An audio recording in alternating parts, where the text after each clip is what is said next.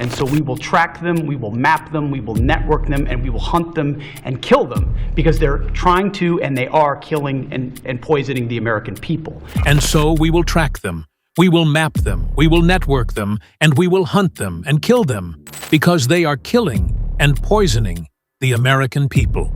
At 14 hours 17, in the Eastern Caribbean Sea, USCGGC Stone was wrapping up the final steps of a major narcotic seizure.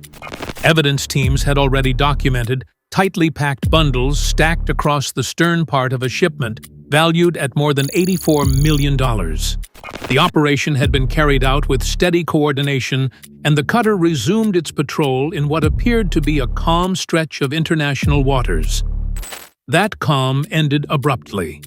3 fast-moving vessels appeared on Stone's radar in a tight formation closing distance with no broadcast, no identification, and no change of course.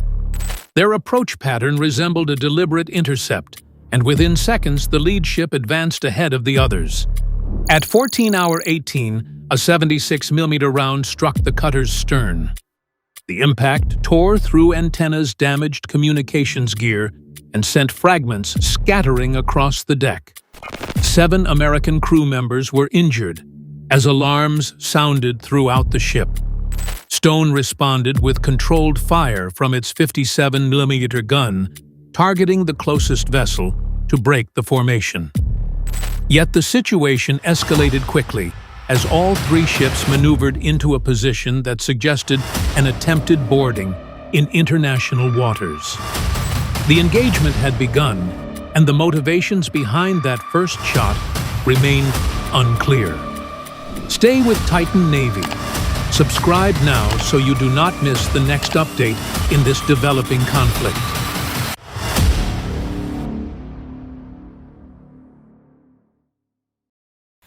The scale of the attack became clear within the first moments after impact.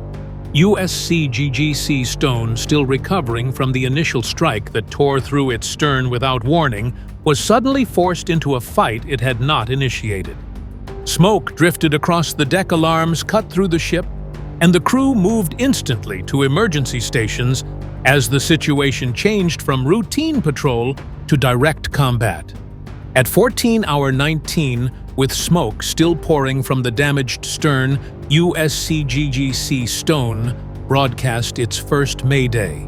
The cutter transmitted its exact coordinates across emergency channels, pushing the alert simultaneously to U.S. 4th Fleet and Coast Guard Atlantic Area Command. The message was short-clipped and unmistakable. Stone had taken heavy fire from Venezuelan naval vessels and was at immediate risk of being overrun. The distress signal raced through encrypted networks, bouncing across satellites and command hubs in seconds. While the crew fought flames and tended to the 7 wounded sailors, the ship's communications team forced the battered backup radios online, determined to keep the emergency traffic flowing despite the destruction of the primary antenna array. By 14 hour 20, the situation had already escalated beyond a simple tactical incident. The Fleet Command Center received Stone's data stream, and operators immediately flagged the engagement as a confirmed hostile attack against a U.S. vessel in international waters. The information was automatically relayed to the National Command Authority, ensuring that senior decision-makers were updated within moments of the first shots being fired. Alert statuses shifted. This was no longer a standard interdiction patrol. This was a live naval engagement. At 14 hour 21, the Venezuelan ships pressed their advantage. The lead vessel fired another 76mm blast, aimed lower and closer to Stone's waterline. The shell smashed into the aft section, sending a shockwave through the hull. The cutter tilted several degrees. As a fireball rolled across the deck, the earlier blaze now joined by a second ignition point.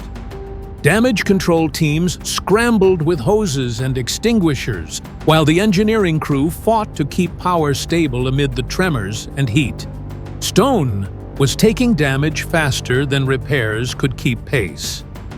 Yet the cutter did not break.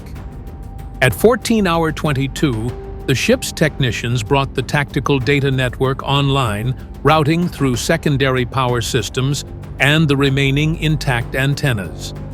Grainy but usable images captured by onboard cameras were sent to U.S. commanders burning metal black smoke shrapnel-scarred rails and unmistakable proof that multiple Venezuelan ships were converging for a boarding maneuver. The transmission ended with a final assessment tag: Enemy Engagement Real Vessel under coordinated attack.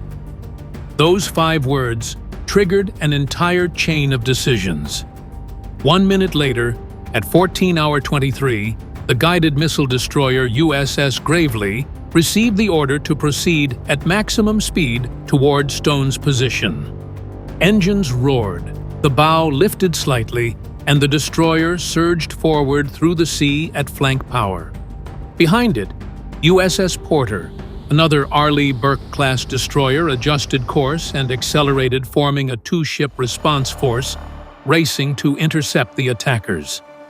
But Stone still had to survive long enough for help to arrive. With the Venezuelan formation tightening around the crippled cutter, Stone's gunnery crew kept the 57mm battery firing at its highest sustainable rate. The gun hammered out round after round, throwing up splashes and metal fragments near the approaching hulls. The shots were not meant to sink. They were meant to slow, to intimidate, to break the momentum of the boarding teams preparing to storm the American ship. The Venezuelan vessels maneuvered aggressively, using their larger size and heavier armament to box Stone in. One ship crossed the bow, forcing Stone to swerve to avoid a collision. Another moved down the starboard side, closing to a distance that made small arms fire a real possibility. The third hovered astern, matching Stone's attempts to reposition and cutting off every escape route. Stone's engines strained. Fire crews fought through thick smoke. Medics worked on the wounded, while the deck trembled from each impact. The cutter was still in the fight, but the situation was tipping toward collapse. If the Venezuelan ships managed to get alongside and deploy a boarding team, the cutter would be outnumbered, outgunned, and dangerously exposed. Every minute mattered. Every second mattered. Help was still miles away. By 14:24, internal assessments warned that Stone could soon lose propulsion if the fires spread toward the engine room. The ship's commanding officer ordered a hard turn, buying a few more meters of distance from the nearest Venezuelan hull. The 57 Venezuelan gun fired another rapid burst. The cutter was still resisting, still clawing for time, but the weight of firepower around it was overwhelming. Stone was holding on barely. The danger of being seized was real and growing. Gravely was only minutes from missile range now, and the battle was about to turn upside down. By 14:30, after nearly 10 minutes of resistance from USCGC Stone, the first decisive shape of American naval power finally closed into the battle space. USS Gravely, which had been running at maximum throttle from the moment Stone's Mayday hit the network, now pushed into the outer edge of its offensive envelope, a zone where the ship could strike long before Venezuelan crews even realized that help was coming. Inside the Combat Information Center, the ANSPI-1D radar array completed a full sweep of the sea and locked onto all 3 hostile vessels, capturing clean signatures of their formations, headings, and firing patterns. Operators called out each confirmation in a cadence sharpened by training and urgency. With Stone's data feed merging seamlessly into Gravely's fire control picture, the destroyer now saw the battle with perfect clarity.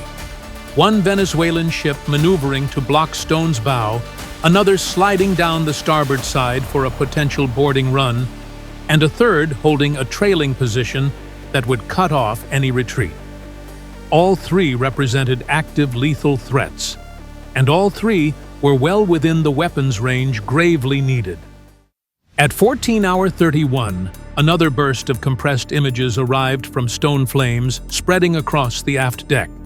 Fresh structural fractures near the waterline, and repeated confirmations that the Venezuelan vessels were attempting to box the cutter in. Damage control teams aboard Stone were fighting to contain two major fires, but the engineering readouts indicated a rising risk of propulsion failure. Every second without support increased the odds that the cutter would be immobilized and boarded. The destroyer's captain, reviewing both the tactical assessments and the latest report of Venezuelan shelling, understood immediately that the window for saving Stone was collapsing. The incoming threat was not speculative or ambiguous. It was a coordinated attack by armed naval vessels on an American ship operating in international waters. Within seconds, he issued the directive that would define the entire engagement threat: lethal permission granted. The words triggered a cascade of action. Fire control officers initiated the launch program. Weapons safeties unlocked, and digital targeting assignments lit up across multiple stations. Crews strapped into their positions as the destroyer's launch systems cycled into ready state. At 14:32, the first RGM-84 Harpoon leapt from its canister, its booster igniting in a burst of smoke as it angled sharply down toward the waves. A second followed moments later, then a third, and finally a fourth. 4 missiles fired in tight sequence, each automatically dropping to sea-skimming altitude, to mask itself in the ocean's curvature. Although subsonic, the Harpoon's low-level profile made it exceptionally difficult to detect, and the Venezuelan vessels lacked the advanced radar or layered defenses required to respond. As the missiles accelerated, their inertial guidance systems processed wave height, humidity, and sea clutter, keeping them only a few meters above the surface. During this mid-course phase, the missiles remained electronically silent, reducing the chance of early detection. Only when they approached terminal range would their active radar seekers switch on to hunt for targets. Back near Stone, the battle still raged. With the cutter still absorbing fire and struggling to maneuver, the Venezuelan officers, fully focused on their imminent boarding attempt, appeared unaware that 4 anti-ship missiles were slicing across the Caribbean straight towards them. Their sensors, limited in both power and resolution, offered little warning. By 14:33, the Harpoons crossed into the final engagement zone. Their seekers activated simultaneously, painting precise radar images of the 3 ships and correcting their flight paths with rapid micro-adjustments. The Venezuelan crews barely had time to register the incoming threat. Their ships lacked close-in weapon systems, missile interceptors, or effective electronic countermeasures. There was no realistic possibility of defense. The first impact detonated with a flash that Gravely's sensors detected even before the explosion was visible on the horizon. The warhead tore into the portside hull of the lead Venezuelan vessel, sending steel and fire erupting into the air. Seconds later, a second Harpoon slammed into the next ship, this time striking near the engine compartment and triggering a violent internal blast. A third missile passed close enough to shred radar masts before burying itself deep in the third vessel's superstructure. A fourth explosive bloom rolled across the sea, followed by shock waves that Stone's wounded sailors could feel through the deck. It was the unmistakable signal that U.S. naval power had arrived, and that the balance of the battle had shifted in a single breathtaking moment. In less than 90 seconds, the entire balance of the battle reversed. The shock wave from the first Harpoon strike was still rippling across the Caribbean when the full destructive power of the U.S. Navy began to unfold. At 14:34, the lead Venezuelan offshore patrol vessel, the same ship that had initiated the attack on USCGC Stone, took the Harpoon directly into its port side, just below the forward superstructure. The explosion tore a massive gash in the hull, ripping open steel plating and sending a column of fire and debris high into the air. The blast rocked the vessel so violently that crew members were thrown across the deck. Fires erupted instantly, fed by ruptured fuel lines, and the entire ship listed sharply to port. Damage control teams scrambled to fight the inferno, but the flooding was too severe. Seawater poured into multiple compartments at once, overwhelming pumps, and sealing the ship's fate within minutes. While the first ship was still reeling, the second harpoon was already closing in on its own target. At 14:35, the second Venezuelan warship, positioned on Stone's starboard side, suffered a catastrophic hit near the engine room. The missile penetrated just above the waterline before detonating inside the machinery spaces, igniting fuel oil and high-pressure hydraulic lines in a single violent eruption. A massive fireball rolled up the ship's spine. The blast knocked out electrical power, instantly plunging the vessel into darkness, even as flames engulfed the aft deck. Thick black smoke poured from the shattered compartment, and secondary explosions shook the ship as ammunition stores cooked off one after another. Sailors rushed to seal hatches and control the flooding, but the structural damage was too severe and the internal fires too intense. Meanwhile, USS Gravely tracked the conditions of both vessels through thermal data and radar returns. Even without visual confirmation, the destroyer's sensors showed rapidly increasing heat signatures, severe structural bending, and a sharp drop in stability profiles, the kind of telemetry that unmistakably signals a sinking ship. By 14:36, the lead vessel's list had passed the critical threshold. The bow dipped sharply, seawater pouring over the deck as the ship's remaining compartments flooded. Crew members were seen scrambling toward the railings, some jumping into the water in desperation, as the stern rose higher into the air. Moments later, the vessel's bow plunged beneath the waves, dragging the rest of the ship down in a violent whirlpool. 1 minute later, at 14:37, the second warship suffered the same fate. The fires raging through the engine room spread unchecked, destabilizing the structure until the vessel rolled onto its port side. A final internal detonation tore through the already weakened hull, and the ship began slipping beneath the surface. Within moments, only smoke flames and scattered debris marked the point where the vessel had stood minutes earlier. The transformation of the battlefield was immediate and absolute. Two of the three Venezuelan patrol ships that had aggressively surrounded USCGC Stone were now gone, consumed by fire and ocean, after just a single coordinated missile strike from USS Gravely. The cutter's crew, battered and exhausted, could see the black smoke rising across the horizon as the echoes of the explosions faded into the wind. That left only one remaining Venezuelan vessel, the one that had attempted to block Stone's escape route at the rear of the formation. As debris drifted across the waves and sailors clung to makeshift flotation devices, the surviving vessel abruptly changed posture. At 14:38, its engines throttled down to idle. The ship turned broadside to Gravely's bearing, a universal sign of surrender at sea. Crew members moved to the rails with their hands raised. Others tossed rifles and ammunition crates into the water. A white cloth was hoisted from the highest remaining antenna, improvised but unmistakable. The Venezuelan ship had chosen survival over defiance. Aboard Stone, sailors watched in stunned silence as their attackers reversed course. The cutter was still taking on smoke, still fighting scattered fires, but the immediate threat, the fatal one, had passed. The same ships that had boxed them in minutes earlier were now sinking wrecks or powerless silhouettes on the waterline. The Caribbean moments ago, filled with artillery flashes and missile trails, fell eerily calm.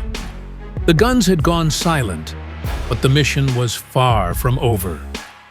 By 14:40, only minutes after the last Venezuelan vessel slipped beneath the waves, the rhythm of the battle shifted from combat to rescue. Smoke still hovered over the Caribbean, and debris fields stretched across the surface, but the immediate threat had vanished. What remained was a humanitarian crisis, Dozens of sailors in the water, some wounded, others clinging desperately to floating wreckage.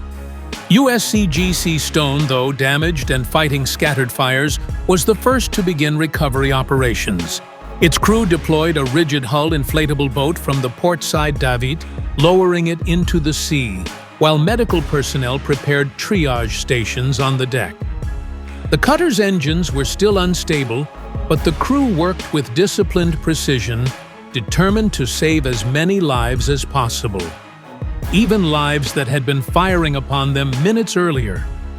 At the same time, USS Gravely launched 2 RIB teams of its own. The destroyer, with its advanced medical bay and larger crew, quickly took command of the rescue operation. Communication channels shifted from combat mode brevity to coordinated search and recovery instructions. Lookouts scanned the water for movement, while sensors tracked heat signatures and radar reflections from surviving life vests. Between 14-hour 40 and 14-hour 45, the RHIBs fanned out across the debris field, maneuvering between broken metal and burning fuel patches to reach survivors. Many Venezuelan sailors were injured by explosions, shrapnel, or burns. Others showed signs of shock from being thrown into the water when their ships capsized. American rescue crews pulled them aboard, one by one, administering first aid even before the RHIBs returned to their parent ships.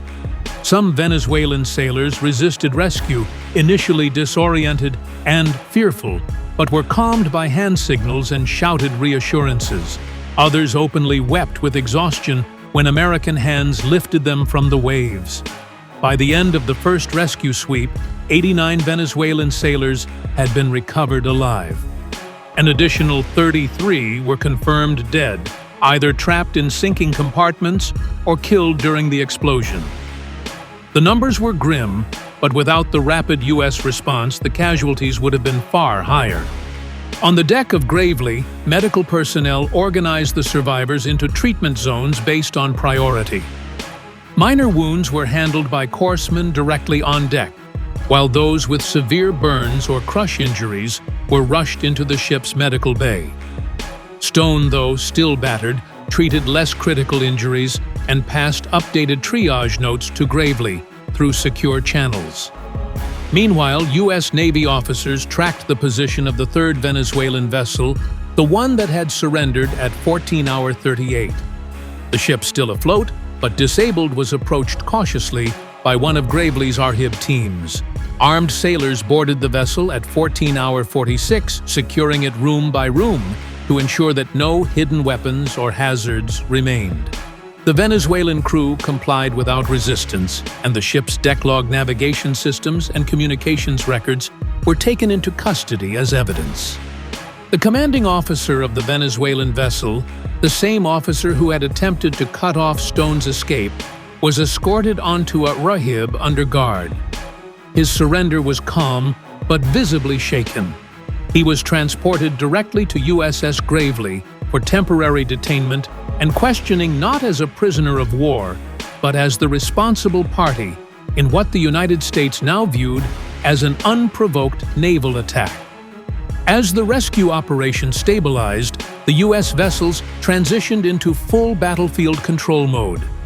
Drone assets were deployed to scan for missing sailors, drifting wreckage, or any environmental hazards from the destroyed ships. Oil slicks were charted and contained where possible. Floating ammunition and weapon fragments were catalogued and cleared. Both ships maintained high vigilance, but no further Venezuelan vessels approached the area. Through every step of the operation, the professionalism of the U.S. Navy and Coast Guard was unmistakable. There was no retaliation against survivors, no display of hostility, and no deviation from maritime law. Even after withstanding a lethal attack and suffering 7 wounded, Stone's crew treated Venezuelan sailors with the same urgency and dignity they would show their own. This adherence to discipline, order, and humanitarian responsibility sent a message just as powerful as the harpoon strikes themselves. The United States could fight with overwhelming force when required, but it would never abandon its obligations under the laws of the sea. By 15 hours 00, the last survivors had been accounted for, the disabled Venezuelan ship secured, and the waters finally quiet. The battle had ended, but the consequences were only beginning. The battle had ended, but it had just opened a much larger problem for Washington. By the time USS Gravely completed its recovery operations, the second phase of the crisis was already unfolding far from the Caribbean. At 15 hour 10, the National Command Authority received the full operational feed encrypted logs from Stone Gravely's radar tracking timestamps of the 76 mm impacts and assessments confirming the engagement occurred well outside Venezuela's territorial boundary. The evidence left no ambiguity. A U.S. vessel on lawful patrol had been deliberately fired upon. Inside Washington, senior defense officials, intelligence analysts, and maritime security advisors convened to evaluate the implications. For years, Coast Guard cutters had operated in contested waters alone, focused on interdiction rather than combat. The attack shattered that assumption. It showed how quickly a counter-narcotics patrol could be pushed into state-on-state confrontation, especially with Venezuelan naval units increasingly strained, erratic, and sometimes entangled with cartel-linked shadow networks. Caracas attempted rapid damage control, releasing statements describing the incident as a misunderstanding. Yet none of the claims survived scrutiny. Gravely's recording showed coordinated maneuvers, targeted firing solutions, and a clear attempt to box Stone in. Satellite imagery from Allied partners revealed Venezuelan ships departing port together in a pre-planned pattern, not a spontaneous encounter. Across the hemisphere, governments quietly backed the U.S. interpretation. The attack underscored a wider instability, a political system under pressure, a navy stretched thin, and a coastline where criminal and state interests increasingly blurred. What happened on the water was only the beginning. The real battle, the strategic and political reckoning, was just starting. In the days after the attack, Washington moved quickly to reset the rules in the Caribbean. The strike on USCGTC Stone proved that routine counter-narcotics patrols could turn into military engagements with almost no warning, and the United States was no longer willing to expose lightly armed cutters to that risk. The new policy was clear. Any Coast Guard vessel operating near Venezuelan waters would now sail with Navy escort. Destroyers were repositioned, joint command centers activated, and intelligence sharing expanded to track every Venezuelan naval movement. Regionally, the message landed with force. Venezuela pulled its surviving ships closer to shore, limiting patrols. Meanwhile, partners across the Caribbean quietly supported the U.S. posture, recognizing that the combination of cartel routes, political tension, and erratic Venezuelan actions had created a volatile environment. The rapid neutralization of 2 warships also underscored a broader truth. American naval power can end a crisis in minutes. Strategists now warned that the next confrontation may come faster and with higher stakes, but the United States has shown it is ready. Strength, coordination, and deterrence now define the Caribbean. Like and subscribe to Titan Navy, and see you next time.